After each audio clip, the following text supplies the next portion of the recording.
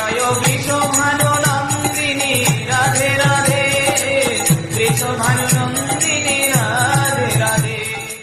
Joy Joy Shri Radhe everyone. This is the 7th verse of Shri Shri Prem Bhakti Chandrika by Srila Narottam Das Thakur Mahasaya. Translation based on the commentaries by Srila Vishwanath Chakraborty Pado and Shri Ananta Das Babaji Maharaj.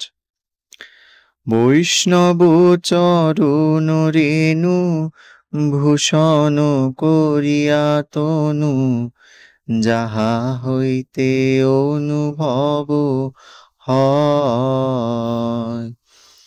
মার্জন হয় ভজন সাধু সঙ্গে অনুক্ষণ, অজ্ঞান অবিদ্যা পরাজয়।